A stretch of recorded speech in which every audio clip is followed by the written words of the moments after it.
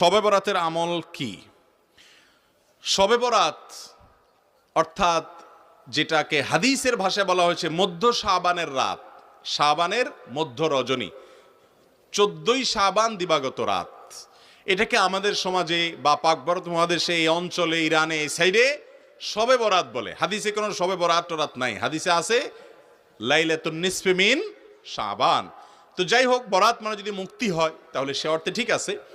এই রাতে আল্লাহ তাআলা মুশরিক যারা শিরকে লিপ্ত, এই লোকগুলো ছাড়া, হিংসুক ছাড়া, বেদাতে লিপ্ত ছাড়া, যে ব্যক্তি সুন্নাহ মেনে চলতে চায় না, এই লোকগুলো ছাড়া বাকি সব ইমানদারদেরকে সাধারণ ক্ষমা ঘোষণা করেন। আল্লাহর সাধারণ ক্ষমা ঘোষণা পাওয়ার জন্য যদি বলেন যে মধ্য শাবান রাত বা যেটাকে শবে বরাত বলি আমরা, এই হাদিসে যেটাকে মধ্য শাবান রাত বলা হয়েছে সে রাতের আমল যদি বলেন, তাহলে আমি বলবো শিরিক থেকে মুক্ত হন, হিংসা থেকে, বিদ্বেষ থেকে, শত্রুতা থেকে মুক্ত হন, কারোর পিছে লাগালাগি করেন না, অন্তরে কারোর প্রতি ক্ষোভ, হিংসা থাকলে, শত্রুতা থাকলে মুছে ফেলান, পরিষ্কার হয়ে যান এবং বিদআত থেকে মুক্ত হয়ে যান, সুন্নতকে আঁকড়ে ধরেন। ইনশাআল্লাহ আপনি সাধারণ ক্ষমা আল্লাহর পক্ষ থেকে পাবেন। কথা কি বুঝাতে পারছি?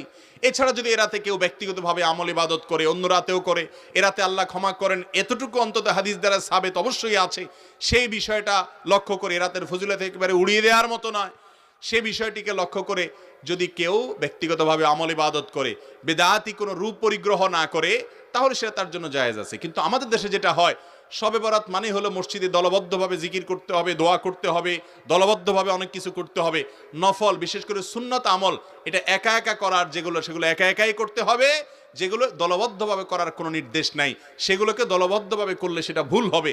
মসজিদে ঢুকার সময় দোয়া পড়তে হয় আল্লাহুম্মা ইফতাহ লি আবওয়াবা রাহমাতিক। এই দোয়াটা পড়ার জন্য যদি মসজিদের দুয়ারে ইমাম সাহেব, মুয়াজ্জিন সাহেব সহ সব মুসল্লি সাহেবরা দাঁড়িয়ে হাত তুলে আল্লাহর কাছে সবাই মিলে দোয়া করে আল্লাহুম্মা ইফতাহ লি আবওয়াবা রাহমাতিক সমস্বরে, এরপরে মসজিদে ঢুকে, এটা কি সুন্নত হবে না সুন্নতের খেলাফ হবে?